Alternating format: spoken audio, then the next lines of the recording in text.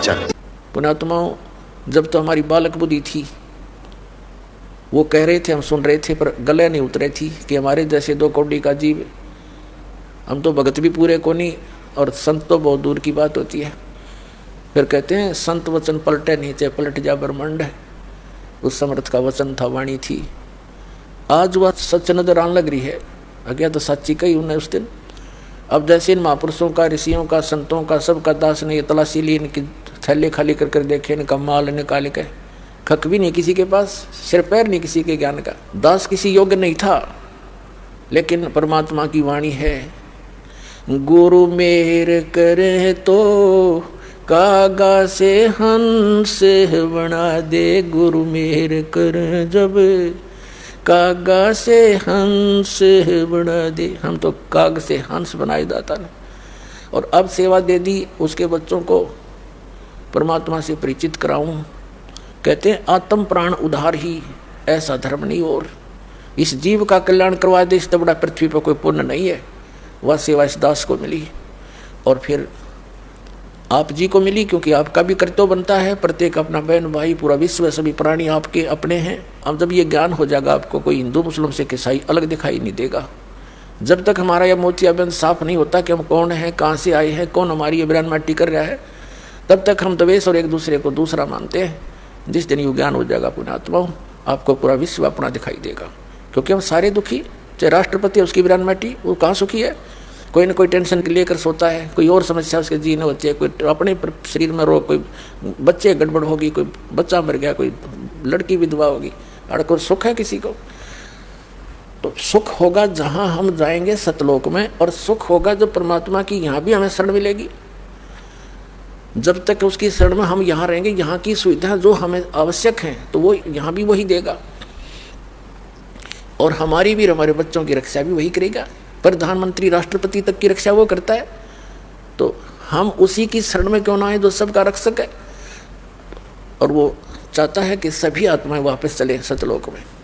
तो यहाँ बहुत से अनजान बिना ज्ञान के व्यक्ति बहुत हैं बेचारे, हम भी ऐसे ही थे।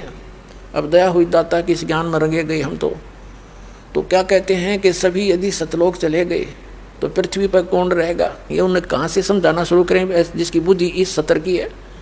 इतनी दुखी प्राणी यहाँ पर, और फिर भी यहीं रहने के लिए कहती है ये खाली पड़ी रहेगी, फिर कौन रहेगा? ये चांद खाली पड़ा, उस पर रह लो जाके। मंगल ग्रह, ये सारे ग्रह खाली पड़े, पत्थर, तो या एक पत्थर और घूमता रहेगा खाली, हमने ठेका ले रखा है। ये तो ब्रह्म मिट्टी का घर है। अपने सतलोक में जाएंगे, वहाँ ठाठ से रहा करेंगे। 4 मुक्ति जहाँ चंपी करती माया हो रही दासी, वहाँ सारे सुख सदा बने रहेंगे। यहाँ की मुक्तियाँ तो हमारे, जो यहाँ की अंतिम मुक्ति, चौथी मुक्ति है ब्रह्मलोक प्राप्ति, वहाँ गए हुए प्राणी भी वापस फिर आते हैं। वो क्या मुक्ता हुआ फिर? और परमात्मा कहते हैं सतलोक में जाकर ये सदा बने रहेंगे तेरे साथ। अब जैसे परमात्मा हमें याद दिलाते हैं कि आगे गए ना बावड़े, रहते भी सब जहाँ, और बिन साहेब की बंदगी की ठोर ठिकाना ना। आज आप कितने ही व्यवस्थित नजर आते हो, खूब बढ़िया पोस्ट हो, या अच्छा कोई धन कारोबार आपका हो, बच्चे आपके ठीक ठाक हैं, विवाह शादी भी उनकी अच्छी जगह होगी है, उनका रोजगार भी बढ़िया है, और कल मृत्यु हो जा, जिस व्यवस्था को तू देखकर आंखें बंद करे बैठा है, तो कल 1 सेकंड में क्या नहीं हो रहा, किसके साथ नहीं हो रहा, स्वयं नहीं हो रहा तो पड़ोस में हो गया होगा कि, तो वहां उससे देख लो शिक्षा। और फिर भी हमारी आंखें खुलती नहीं, क्योंकि हमारे ऊपर इस 3 गुणों की, त्रिगुणमयी माया का बहुत जबरदस्त प्रेशर है। उस प्रेशर को हटाने के लिए परमात्मा ने ये एंटीबायोटिक ज्ञान दिया है, और ये इसको कति खत्म कर देगा। रात को नींद आना बंद हो जाएगी आपको, और ये विष दिखाई देंगे जिसके लिए आप सारा जीवन नष्ट करते थे। और फिर दूसरी बात यह है कि जो आवश्यक वस्तु है आपको अवश्य मिलेगी। जब हम परमात्मा के इस ऑपरेशन थिएटर में आगे, हमारे जन्म मरण का रोग है आपके सभी के, हम सभी के जो यहाँ है, और जन्म मरण के रोग का और कितना ट्रीटमेंट नहीं, कबीर परमात्मा के अतिरिक्त। और कबीर परमेश्वर ने इस दास को भेज दिया अपना सर्जन बनाकर, वो सारे औजार और सब औषधि और सब फार्मूले दे दिए जिससे जन्म मरण का रोग कटेगा। पुण्यात्माओं, इस दास के उपदेश को लेने से पहले हम कोशिश करते हैं कि पहले ज्ञान दें, चाहे पुस्तक के माध्यम से, या सीडी के माध्यम से। तो हम ये चाहते हैं कि पहले आप जागृत होकर आओ और फिर जो दुखी हैं वो भी आओ, सुखी भी आओ, सारे आओ। अब दुखी आएंगे तो उनको तो केवल दुख निवारण की ही इच्छा होती है, भले वो ज्ञान भी समझ कराते हैं, इतना नहीं समझते, वो तो केवल वो कथाएं पढ़ लेते हैं जो भक्तों के सुख हुआ। पूरा विश्व ही दुखी है वैसे तो, छोटा मोटा किसी ना किसी के ठूठा बनी रहती है। तो भोली आत्माएं इस उद्देश्य से आ जाती हैं, हम उन्हें भी स्वीकार करते हैं कि आप ज्ञान सुनो, परमात्मा पर विश्वास करो, ये समर्थ शक्ति है, ये जो चाहे सो कर देगा, आपके सब दुख भी दूर कर देगा। लेकिन आपने थोड़ा सा धैर्य रखना पड़ेगा, आपने धैर्य रखना पड़ेगा, क्योंकि कोई भी वस्तु एकदम नहीं होती। परमात्मा इसके लिए कहते हैं कबीर जी, धीरे धीरे रे मना धीरे सब कुछ हो, और माली सींचे सौ गड़ा समय आए फल हो। जैसे एक आम का पौधा बोता है, लगाता कोई भी लगा लो, जैसे परमात्मा ने माली का उदाहरण दिया है, तो उसकी सिंचाई करता है, सैकड़ों घड़े पानी के सिंचाई करता है उसमें, जब तक वो बड़ा होता है। और जब वो बड़ा हो जाता है उसमें 2, 3, 4, 5, पहले तो 10-10 वर्ष लग जाते थे। तो बड़ा होने के बाद फिर देखना उसका रंग, वो उसका सुख, इतने फल लगेंगे, आप भी खा लोगे, पड़ोसी भी तोड़ ले जाएंगे, रिश्तेदारों के भी पहुंचा दोगे तो भी खत्म ना हो। तो ये वास्तविक भक्ति रूपी पौधा अब आपको मिला है। अब इसकी सिंचाई शुरू करो, यानी इसकी जो साधना बताई है दास ने, यह पूजा शुरू करो और थोड़ा समय दो मालिक को। वैसे तो ये जो चाहे सो कर सकता है। ये समर्थ जब 600 वर्ष पहले आए थे कबीर भगवान, 64 लाख शिष्य हो गए थे कबीर परमात्मा के, 64 लाख शिष्य। और उस समय भारतवर्ष की कितनी आबादी होगी, उसमें 4 करोड़ के लगभग आबादी होगी आज से 600 वर्ष पहले पूरे भारतवर्ष की। और भारतवर्ष कितना था, अफगानिस्तान, पश्चिमी पाकिस्तान, बलूचिस्तान और इराक, ईरान, गढ़, गजनी, ये यहाँ तक, और पश्चिमी पाकिस्तान और पूर्वी पाकिस्तान, ये सारा कुछ भारतवर्ष के अंदर था। और सब मिलाकर के मुश्किल से 4 करोड़ आबादी होगी जनसंख्या। और उस समय 64 लाख से हो जाना, ना कोई मीडिया था, ना कोई स्पीकर, लाउड स्पीकर थे, ना कोई बुक का साधन था, सब अशिक्षित थे। वो कैसे क्या करते थे, परमात्मा कहीं जाकर के खड़े हो जाते थे बीच बाजार में और एक इकतारा लेकर सुरीली आवाज से अपनी वाणी बोलने शुरू कर देते थे। अब हमारी आदत है, कहीं कोई विशेष सी आवाज आती है, कोई बाजा वगैरह बजता है, तो हम उधर अवश्य आकर्षित होते हैं। वो दयालु हमारे लिए भटक रहे थे, आप वहाँ बैठ जाते थे सैकड़ों की संख्या में, फिर उनको ऐसा ज्ञान सुनाते थे, क्योंकि आत्मा दुखी तो सभी है, और फिर किसी को आशीर्वाद देते थे तो सुखी हो जाते थे। यानी इतने सुखी कर दिए, पर वो फेल हो गए सारे। वो सिर्फ झाड़ा लवाना आने लग गए मालिक के पास, दुखी हुए, दूसरे को बुला ले, हजर तो भी चाल उड़े, गुरु जी जाते ठीक कर दें। अपने आत्माओं जिस कारण से वो परमात्मा वेल नोन हो गए कि भी ऐसा संत नहीं, लेकिन आदत ये बन गई, उन्हें ज्ञान नहीं सुना और आशीर्वाद ले मालिक तो समर्थ थे। और हम उनके बच्चे, उनको उनसे दुख हमारा देखा नहीं जाता। अपने बच्चे का दुख पिता माता नहीं देख सकते, जहां तक उनकी शक्ति होगी, संभव होगा, वो दुख रहने नहीं दे उनका, और वो तो सक्षम थे। तो इस प्रकार उस परमात्मा ने ना जाने कितने को सुख दिया, 64 लाख चेले बन गए। और बाद में फिर एक पे छोड़ मारी थी उनको, एक परखी मारी थी, एक भी ना पाया, क्योंकि वो ज्ञान ग्रहण नहीं कर रहे थे, वो केवल स्वार्थ सुखों की प्राप्ति के लिए ही लगे हुए थे। तो पुण्यात्माओं, आपको दास ने, परमात्मा कबीर जी ने जब ये ज्ञान स्टार्ट किया ही था, ऐसे अब भी हो रहे हैं सबको, ऐसे सुख तो अब भी होंगे और होते रहेंगे। ऐसे ऐसे लीला की दाता ने, क्योंकि पहले ज्ञान नहीं मान रहे थे। सन 1994 से दास सत्संग करा था गांव गांव में, अक्षेत्र ज्यादा गांव का कवर किया हमने, क्योंकि हम गांव के रहने वाले थे।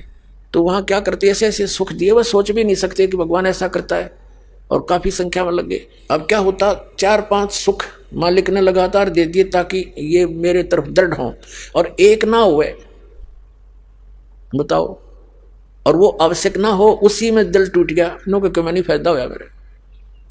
वो जा बैठा, फिर वही माता का धोकन, वही जहाँ जाया करता वहीं फिर धक्के खाने लग गया। तो कहने का भाव दास का ये है कि यहाँ आने से पहले आप पहले तो हमारा उद्देश्य समझो और फिर अपना समझो। यहाँ आने के बाद सुख तो आपको होगा ही होगा, इसमें तो दो राय है नहीं, क्योंकि ये समर्थ है, लेकिन वो अपने हिसाब से करेगा। आप यहाँ आओगे, राहत मिलेगी, फिर आप बैठकर सत्संग सुनोगे, जिनको ऐसा ऐसा कष्ट था, सब फेल हो लिए थे, डॉक्टर भी, झाड़े झपटे भी, संत मंत भी, सब जगह, और यहाँ आते मालिक ने दया कर दी। यह तो होना ही है आपका, लेकिन होगा जब आप पूर्ण रूप से विश्वास कर लोगे। तो इसलिए दास पहले आपको ज्ञान से परिपक्व करना चाहता है। ज्ञान होने के बाद फिर कोई एकाध, मान लीजिए कोई नहीं भी होता है कार्य, और वो ना होने का कारण भी मालिक ही जानता है कि वो होने से आपको हानि है या लाभ है, तो फिर इस तरह आपने इस परमात्मा के ज्ञान को ग्रहण करके तब इस मार्ग पर चलना है।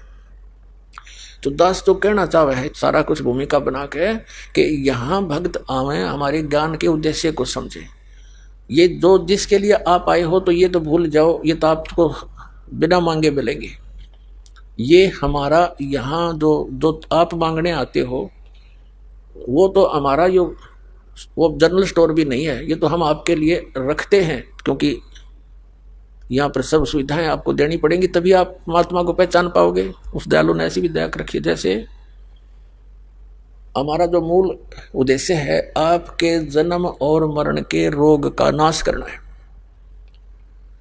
और ये भी मालिक को मालूम है कि जब तक आपको ये विश्वास नहीं होगा कि कबीर इज गॉड, ये ज्ञान से, तो भी आप इस मार्ग पर सफल नहीं हो सकते। तीसरा, दाता को यह भी मालूम है कि कितना ज्ञान सुना लें, जब तक कोई जो कांटा नहीं निकलेगा इतने आवाज सुहावा नहीं। परमात्मा है, वो सब जानते हैं मेरे बच्चों को किस चीज की आवश्यकता है। तो आपके जो पाप रूपी कष्ट, ये कांटे हैं, ये तो वो निकालना ही निकालेगा।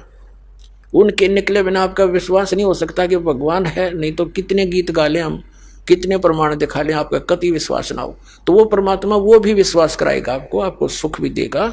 लेकिन इन संसारिक सुखों के ही डिमांड के लिए, इनकी ही इच्छा के लिए आपने केवल इसीलिए ये नाम ग्रहण नहीं करना चाहिए। दास का कहने का तात्पर्य है। फिर जब आप इस मार्ग पर लग गए, तो जैसे डॉक्टर के ऑपरेशन थिएटर में रोगी आ जाता है तो वहां पर डॉक्टर की ही चलेगी, मरीज की नहीं चलेगी। यदि वो रोगी अपनी चलाता है तो वो डॉक्टर को डिस्टर्ब कर रहा है, वो उसका इलाज नहीं कर पाएगा और ना वो करवा पाएगा। तो पुण्यात्मा, आप जी मूल उद्देश्य ये लेकर आइएगा कि हम कितने दिनों से यहाँ धक्के खा रहे हैं, भटक रहे हैं, और आप क्या मांग लोगे? किसी का पुत्र नहीं है तो पुत्र मांगने आओगे, निर्धन है वो धन मांगने आएगा, रोगी है वो सवा सत्य मांगने आएगा। अब परमात्मा कहते हैं ये जो तुम मांगने आओगे, ये ऐसी विधि बताएंगे हम, ये तुम्हें पहले मिलेंगी, ये तो मिलेंगी ही मिलेंगी, ये समझ लेना। जैसे किसान गेहूं बीजता है, तो गेहूं बीजता है, उसका उद्देश्य गेहूं से तूड़ा बनाना नहीं होता। गेहूं बीजने का उद्देश्य उसका चारा भूस प्राप्ति नहीं होता। उसका उद्देश्य होता है कि मेरे बच्चे भूखे ना मरें, मुझे गेहूं प्राप्त हो, अन्न प्राप्त हो। और गेहूं बीजा जाता है तो भूस उसके साथ होता है, वो तो पहले बनेगा, भूस तो बनेगा ही बनेगा उसमें। तो कहने का भाव यह है कि जो वस्तु आप मांगने आते हो वो तो है भूस, और जो हम देना चाहते हैं वो है कणक, आपकी जीवन रक्षा। तो ऐसी विधि, ऐसी भक्ति आपको दी जाएगी कि जो डिमांड आप करने आए हो, कोई रोगी है उसका रोग दूर होगा, निर्धन है उसको आवश्यक वस्तु धन अवश्य मिलेगा। वो भक्ति विधि आपको बताई जाती है कि इसमें ये भूस तो बनेगा ही बनेगा। तो फिर मांगने की आवश्यकता नहीं रहेगी, आप इतने समझदार हो जाओगे। आप इस भक्ति को स्टार्ट करके देखो विश्वास के साथ। जो प्रथम मंत्र आपको दिया जाता है, ये हमारे शरीर के अंदर जो कमल बने हुए हैं, इन कमलों में जिस भी देव का आधिपत्य है उसके मंत्र दिए जाते हैं। ये उनकी पूजा नहीं है, पूजा में और साधना में अंतर होता है। जैसे हमने आम की आवश्यकता है, आम हमारा पूज्य है, आम प्राप्ति के लिए हम क्या करते हैं? मजदूरी करते हैं। धन कमाने के लिए पैसा चाहिए और पैसे से फिर आम मिलेगा। तो हम जहाँ कोई मजदूरी करते हैं या कोई नौकरी करते हैं, कोई व्यवसाय करते हैं, धन कमाते, तो वह मजदूरी है, वो पूजा नहीं आम की। वो उनकी पूजा नहीं है। आम पूजा आम की कर रहे हैं क्योंकि हमें आम की आवश्यकता है। आम मिले कैसे, उसके लिए साधना है, सारी प्रोसेस है वो। तो ऐसे इन भगवानों की जो हम आपको मंत्र देते हैं, ये इनकी पूजा नहीं है, इनकी मजदूरी है यह। और इनकी जो हम आपको साधना बताते हैं, इसके करने से ये आपको ऑटोमेटिकली लाभ देना शुरू करेंगे, क्योंकि यहाँ के ये इंचार्ज हैं। श्री ब्रह्मा जी, श्री विष्णु जी, दुर्गा जी और ये गणेश जी, ये यहाँ के इंचार्ज हैं। इनके विभाग बांटे गए हैं, और जो भी आप सत साधना करोगे शास्त्र अनुकूल, ये फल देंगे आपको यहाँ पर। अब जैसे आपने कोई कनेक्शन ले रखा है, बिजली का, टेलीफोन का कनेक्शन ले रखा है, जल और गैस का कनेक्शन ले रखा है, तो आप उनके जो टैक्स भरते हो उनकी पूजा नहीं करते। टैक्स भरोगे, आपको सुविधा देंगे, आपके काम चलेंगे। तो ये समझो, इनके जो मंत्र आपको दिए जाते हैं, ये इनका टैक्स है। और जब इनका टैक्स शुरू हो जाएगा तो अपने आप आपको राहत देंगे।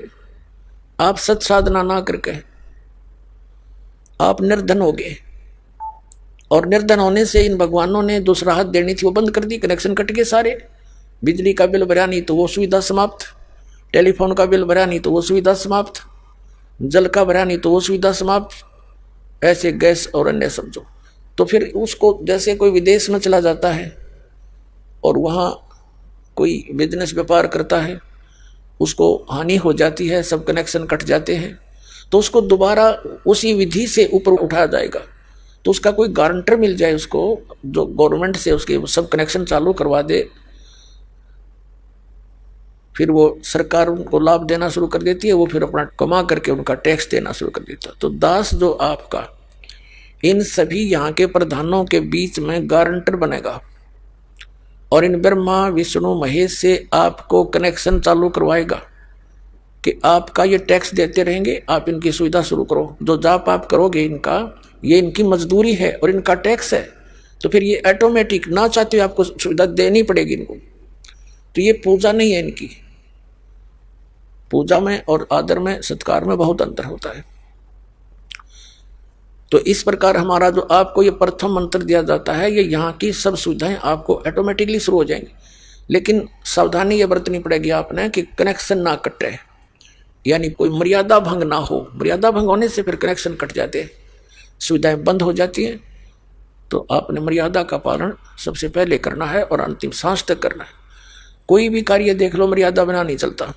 कोई समाज देख लो, कोई सरकार देख लो, और ये भगवान की विधि, भगवान का मार्ग देखो, ये मर्यादा से चलता है। अपने आत्मा परमात्मा कहते हैं, जग सारा रो गया रे, जिन सतगुरु वैद न जाण्या। जग सारा रो गया रे, जग सारा रो गया रे, जिन सतगुरु वैद न जाण्या। जग सारा रो गया रे, जन्म मरण का रोग लगा है या तृष्णा बढ़री खांसी। जन्म मरण का रोग लगा है या तृष्णा बढ़री खांसी। आवागवन की डोर गले में या पड़ी काल की फांसी। जग सारा रो गया रे, जिन सतगुरु वैद न जाण्या। जग सारा रो गया रे। भाई सच्चा सतगुरु कोई ना पूजे, इन झूठों जगपतियासी। सच्चा सतगुरु कोई न पूजे, इन झूठों जगपतियासी।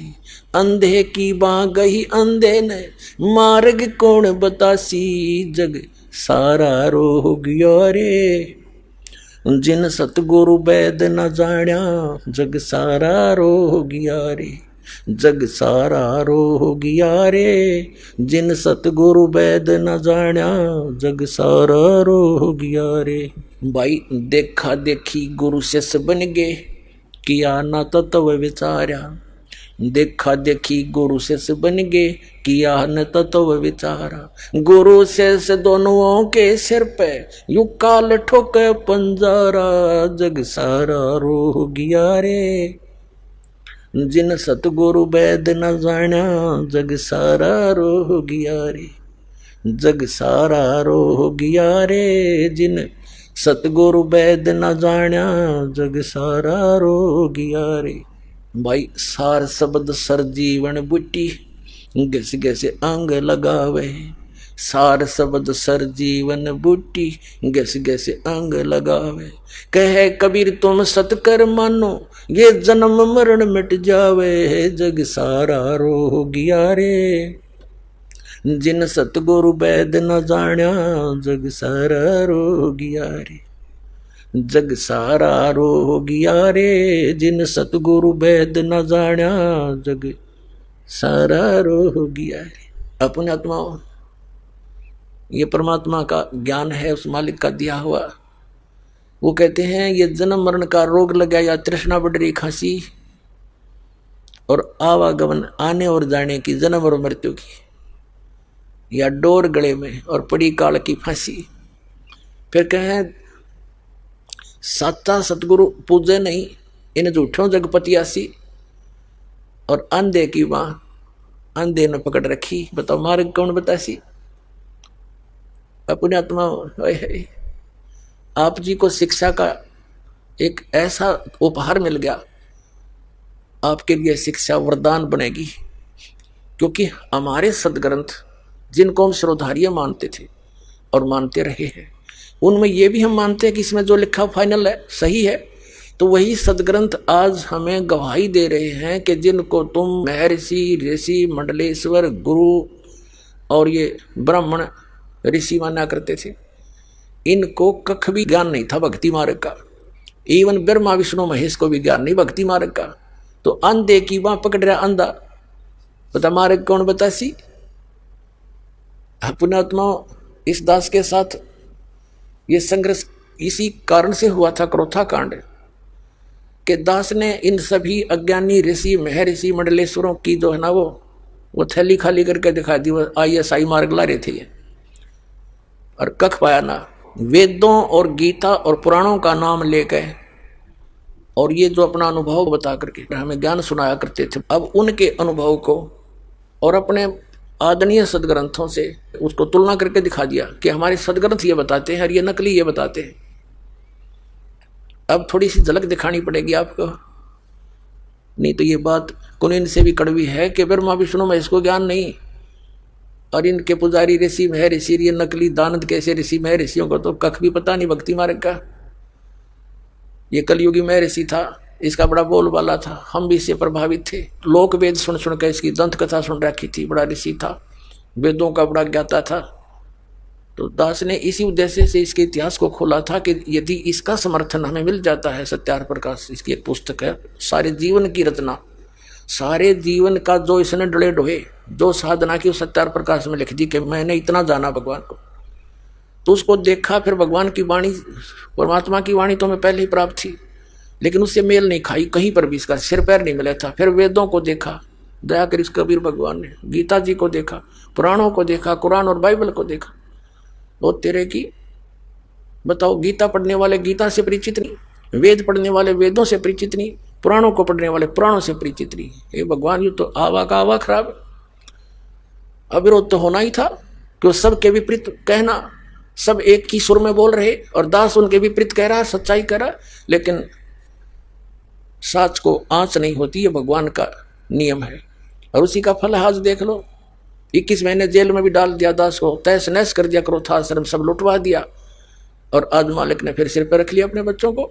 लेकिन हम किसी का बुरा नहीं मानते क्योंकि सभी अपने हैं। जैसे ये ऋषि में ऋषि थे जितने, जिनको हम बड़े पहुंचे हुए माना करते हैं, जैसे दुर्वासा जी के साथ यादवों के बालकों ने, यानी श्री कृष्ण जी के पुत्र प्रद्युम्न और 5-7 और इकट्ठे होकर दुर्वासा के साथ मजाक कर दिया।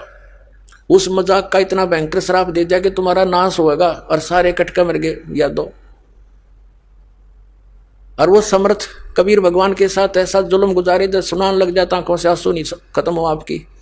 समय मिलेगा धीरे धीरे सुनाया करेंगे मालिक की, क्योंकि पहले तो दास चाहता है कि परमात्मा की अध्यात्म ज्ञान को सदग्रंथों के साथ जो है ऊपर उठाऊं, और फिर मालिक की गुणगान सुनाया करूंगा। फिर तो सब कोई यस होगा, नो तो हो ही नहीं सकती। तो एक बार इनके अज्ञान को ढा के, कति खत्म करके, इसको मिट्टी में मिला के, और ज्ञान उभरेगा। फिर जो भी दास शब्द बोला करेगा, वचन कहेगा, सब कुछ स्वीकार्य होगा, सारी सत्य है, क्योंकि बगैर प्रमाण के दास कोई बात नहीं करता। तो इस कारण से परमात्मा ने किसी को श्राप नहीं दिया, ऐसे जुल्म गुजारे थे। किसको श्राप दे, किसको दुखी करे, वो तो एक सेकंड में पूरे ब्रह्मांड का नाश कर सकते हैं। जो एक वचन से सब बना सकते हैं तो ढा भी सकते हैं। लेकिन अब पुण्यात्मा, जब आप इस दास के पद पर होते तो पता लगता, जैसे परमात्मा मालिक है, वो तो चलो, वो किसने मारे सब, वो शेख तक की भी उन्हीं का बच्चा काल की भांगनी पी रहा था।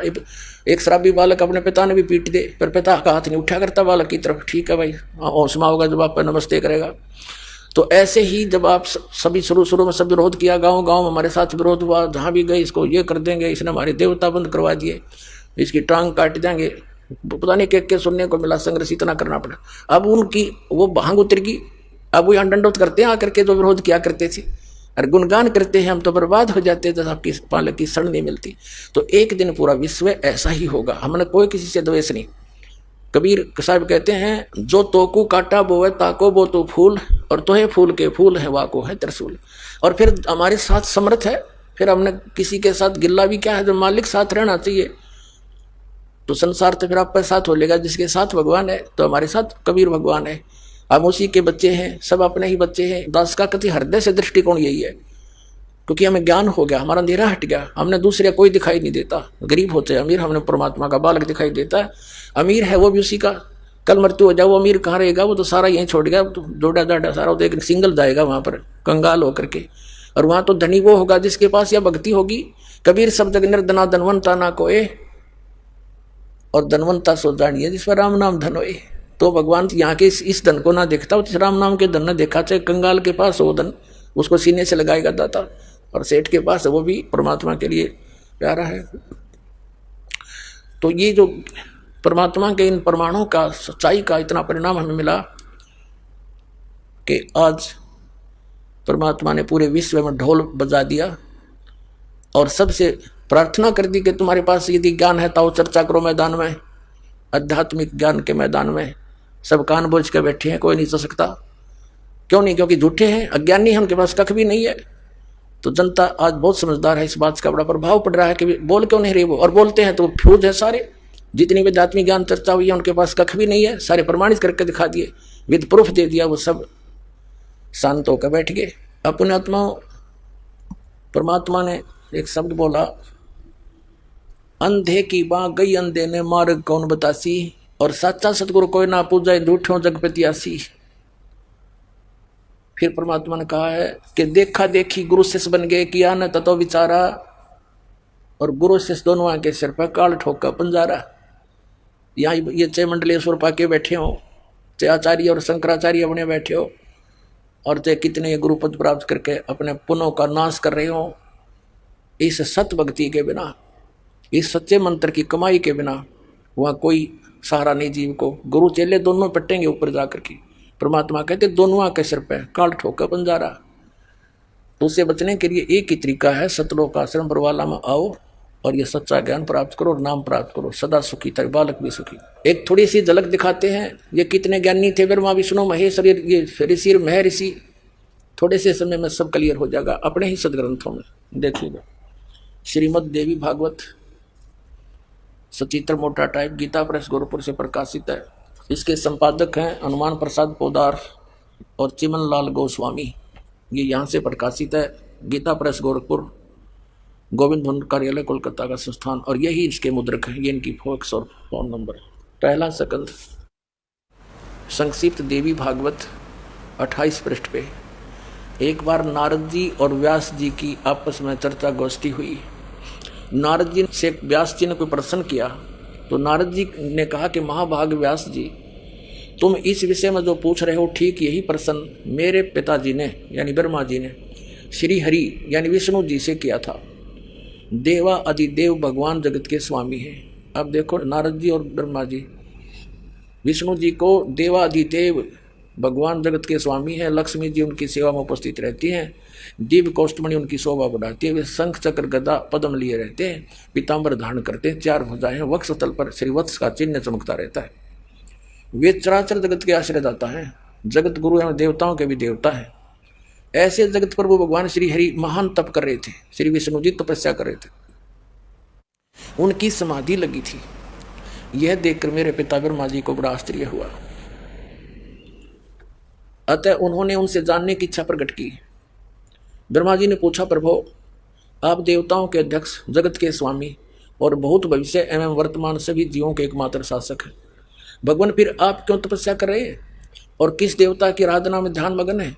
मुझे असीम आश्चर्य तो ये हो रहा है कि आप देवेश्वर एवं सारे संसार के शासक होते हुए भी समाधि लगाए बैठे हैं। ब्रह्मा जी के विनीत वचन सुनकर भगवान श्री हरि यानी विष्णु जी ने बोले, कहने लगे, ब्रह्मन सावधान होकर सुनो, मैं अपने मन का विचार व्यक्त करता हूँ। देवता दानव मानव सब यही जानते हैं कि तुम सृष्टि करते हो, मैं पालन करता हूँ और संकर संहार क्या करते हैं, किंतु फिर भी वेद के पारगामी पुरुष अपनी युक्ति से यह सिद्ध करते हैं कि रचने, पालने और संहार करने की यह योग्यता जो हमें मिली है उसकी अधिष्ठात्री शक्ति देवी है। वे कहते हैं कि संसार की सृष्टि करने के लिए तुम में राजसी शक्ति का संचार हुआ है, मुझे सात्विक शक्ति मिली है और रुद्र में तामसी शक्ति का आविर्भाव हुआ है। उस शक्ति के अभाव में तुम इस संसार की सृष्टि नहीं कर सकते, मैं पालन करने में सफल नहीं हो सकता और रुद्र से संहार कार्य होना भी संभव नहीं। ब्रह्मा जी, हम सभी उस शक्ति के सहारे अपने कार्य में सदा सफल होते हैं। सुवर्त प्रत्यक्ष और परोक्ष दोनों उदाहरण मैं तुम्हारे सामने रखता हूं, सुनो। यह निश्चित है कि उस शक्ति के अधीन होकर ही मैं प्रलय काल में इस शेष नाग की सैया पर सोता और सृष्टि करने का अवसर आते ही जाग जाता हूं। मैं सदा तप करने में लगा रहता हूं। उस शक्ति के शासन से मैं कभी मुक्त नहीं रह सकता।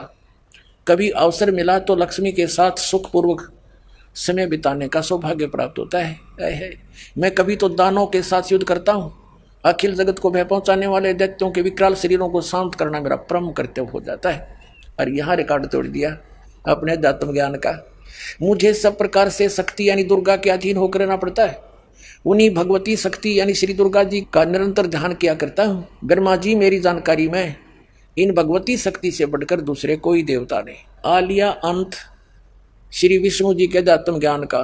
ये कह रहे हैं कि मैं इस दुर्गा से ऊपर और कोई भगवान नहीं जानता, इससे ऊपर मैं किसी भगवान की जानकारी नहीं रखता और मैं इसी की पूजा करता हूँ। ठीक है, अब ये श्री देवी जी क्या कहती है? पुण्यात्मा, आज हमने ऐसे इंटरनेट और सैटेलाइट बना लिए, कंप्यूटर बना लिए और ऐसा कुछ सारी सिस्टम बना लिए, टीवी है, और जो करना था उसकी तरफ हमारा ध्यान नहीं। अब हमारा सारा ध्यान इधर डाइवर्ट होएगा। हम छक लिए, इन थोड़े दिन में छक लेंगे सारे टीवी देख कर, सारे दिन बकवास सुन के उब जाएगी आत्मा गति। इस ज्ञान से फिर देखना नए सिरे इसका एक कैसा आनंद आएगा, इसको एकदम ऐसा सुख आएगा आपको इस भक्ति में, सृष्टि के किसी भी पदार्थ में नहीं है। और सतलोक चले जाएंगे फिर। अब देखना 7वां स्कंद 562 पृष्ठ पर संक्षिप्त देवी भागवत। और यहाँ देखना, देवी के द्वारा हिमालय को ज्ञानोपदेश और ब्रह्म स्वरूप का वर्णन। श्री दुर्गा जी ने हिमालय राजा को ज्ञान सुनाया। श्री देवी कहने, पहले तो उसने अपने बारे में बताया कि मेरी पूजा करेगा तो इतना लाभ है। लास्ट में उसको बता दिया राजा को कि केवल ब्रह्म साधना करे और सब पूजा छोड़ दे, मेरी भी छोड़ दे। ये देखना, श्री देवी जी कहने लगी, पर्वतराज, उस ब्रह्म का क्या स्वरूप है यह बतलाया जाता है, जो प्रकाश रूप सबके अत्यंत समीप में स्थित, हृदय रूप गुहा में स्थित होने के कारण गुहाचर नाम से प्रसिद्ध है और महान पद अर्थात परम प्राप्य है। वह समस्त प्रजा के ज्ञान से परे है, अर्थात किसी की बुद्धि में आने वाला नहीं है, ये तुम जानो। जो परम प्रकाश रूप है और सूक्ष्म से अत्यंत सूक्ष्म है, जिसमें संपूर्ण लोक और उन लोकों में निवास करने वाले प्राणी स्थित हैं, वही यह अक्षर ब्रह्म है। वही सबके प्राण है, वही सबकी वाणी है और वही सबके मन है। वही एक परम सत्य और अमृत अविनाशी तत्व है। सौम्य, उस भेदने योग्य लक्ष्य का तुम भेदन करो, मन लगाकर उसमें तन्मय हो जाओ। सौम्य, उपनिषद में कथित महान अस्त्र रूप धनुष लेकर उस पर उपासना द्वारा तीक्ष्ण किया हुआ बाण संधान करो और फिर भावानुगत चित्त के द्वारा उस बाण को खींचकर उस अक्षर रूप ब्रह्म को ही लक्ष्य बनाकर भेदन करो। प्रणव यानी ओम तद धनुष समझो और जीवात्मा बाण है और ब्रह्म को उसका लक्ष्य कहा जाता है। अब ये क्या कहना चाहती है देवी जी कि ओम नाम जाप कर और ब्रह्म को पाने का टारगेट रख बस इतनी सी बात है। अब आगे देखो क्लियर करती है। अब देखो यहां देखना, अक्षर ब्रह्म भी कहा है इसी ब्रह्म को इस देवी ने। यहां देखना इसको, वही ये अक्षर ब्रह्म है और यहां भी अक्षर ब्रह्म कहती है। और फिर कहती है ओम धनुष से जीवात्मा बाण है, ब्रह्म को उसका लक्ष्य कहा जाता। ये अक्षर ब्रह्म और ब्रह्म ये एक ही बता रही है। देखो पुण्यात्माओं, आपको पता चलेगा कौन कितने पानी में। अब जैसे आपने श्रीमद् भगवद गीता अध्याय नंबर 15 के श्लोक नंबर 16 और 17 में बहुत बार दिखाया है, उसमें 3 पुरुष हैं, एक सर पुरुष, एक अक्षर पुरुष और तीसरा उत्तम पुरुषत्व अन्य, जिसको परम अक्षर पुरुष कहते हैं। 8वें अध्याय के प्रथम मंत्र में अर्जुन ने गीता ज्ञानदाता से पूछा कि आपने 7वें अध्याय के 29वें मंत्र में जिस तत्ब्रह्म की जानकारी दी है कि उसको जानने के पश्चात और सारे अध्यात्म ज्ञान से परिचित और सब कर्मों से परिचित प्राणी केवल जरा और मरण से छूटने का प्रयत्न करता है और किसी वस्तु की डिमांड नहीं करता, तो किम तत्ब्रह्म, ऐसा क्या है वो ब्रह्म। 8वें अध्याय के 3रे श्लोक में गीता ज्ञानदाता ने कहा कि वो परम अक्षर ब्रह्म है। तो गीता जी अध्याय नंबर 15 के श्लोक नंबर 16 और 17 में 3 पुरुष हैं। सर पुरुष ये ब्रह्म है, अक्षर पुरुष ये परब्रह्म है जो 7 संग ब्रह्मांड का स्वामी है, और सर पुरुष ये केवल 21 ब्रह्मांड का मालिक है। और 15वें अध्याय के 17वें श्लोक में कहा कि उत्तम पुरुष है तो अन्य परमात्मा है उदाहरत है। यह लोग अविश्य विवर्ती अवय ईश्वर है। इन दोनों से, सर और अक्षर पुरुष से, उत्तम पुरुष यानी श्रेष्ठ भगवान तो कोई और है, वो परम अक्षर ब्रह्म है और वही तीनों लोगों में प्रवेश करके सबका धारण पोषण करता। वास्तव में वो अविनाशी भगवान है। यहाँ सब विचलित है सब। अब देवी क्या कहना चाह रही है कि इसका इतना अध्यात्म ज्ञान है, वो अक्षर पुरुष और सर पुरुष में कोई भेद नहीं बता पा रही है। उसी को अक्षर पुरुष कहती है, अक्षर ब्रह्म कहती है, उसी को फिर ब्रह्म भी कहती है। कहने का भाव ये है कि यहाँ देवी क्या कहना चाह रही है कि और सब पूजाएं छोड़ दो, ब्रह्म की साधना करो। देखो श्री देवी भागवत का हम 7वां स्कंद पढ़ रहे हैं, 562 पढ़ दिया, अब 563 पर हम पढ़ रहे हैं। यहाँ आ रहे ओम धनुष है, जीवात्मा बाण है और ब्रह्म को उसका लक्ष्य कहा जाता है। यहाँ आ गया नीचे, उस एकमात्र परमात्मा को ही जाने, दूसरी सब बातों को छोड़ दो। अब दुर्गा जी स्पष्ट कर रही है कि मेरी पूजा भी त्याग दो और सब बातें त्याग दो, केवल एक ब्रह्म की पूजा करो। आगे डिटेल देती है, देखना। उस एकमात्र परमात्मा को ही जानो, दूसरी सब बातों को छोड़ दे। यही अमृत रूप परमात्मा के पास पहुंचाने वाला पुल है। संसार समुद्र से पार करके अमृत स्वरूप परमात्मा को प्राप्त कराने का यही सुलभ साधन है। यहाँ बताया है कि उस हृदय में ही विविध रूप में प्रकट होने वाला परब्रह्म, उसी को परब्रह्म कह रही है। ये संचरण करता, अंतर्यामी रूप से वर्तमान रहता। इस आत्मा का यानी ब्रह्म का ओम के जप के साथ ध्यान करो, उससे अज्ञान में अंधकार से सर्वथा परे और संसार समुद्र से उस पार जो ब्रह्म है उसको पा जाओगे, तुम्हारा कल्याण हो। ओम नाम जाप करो, ब्रह्म पाना उद्देश्य रखो और इसमें तुम्हारा कल्याण हो जाएगा, उसको प्राप्त कर लोगे। वो कहाँ रहता है ये देखना, वह है यह सबका आत्मा ब्रह्म, ब्रह्मलोक रूप दिव्य आकाश में स्थित है, वहां रहता है ब्रह्मलोक में। अपने आत्माओं, हमने इस अध्यात्म ज्ञान को निर्णायक तरीके से जानना है। अब दुर्गा जी ने फाइनल कर दिया कि ब्रह्म की पूजा करो और ओम नाम का जाप है इसका और ब्रह्मलोक में चले जाओगे। अब श्रीमद् भगवद गीता अध्याय नंबर 8 के श्लोक नंबर 13 में ये गीता ज्ञानदाता ब्रह्म है जो श्री कृष्ण जी में बोल रहा है, ये सरपुरुष, ये काल है। ये कह रहा है कि ओम इति एकाक्षरम ब्रह्म व्यवहारण माम अनुसमरण ये प्रयाति तो जन देहम सयाति।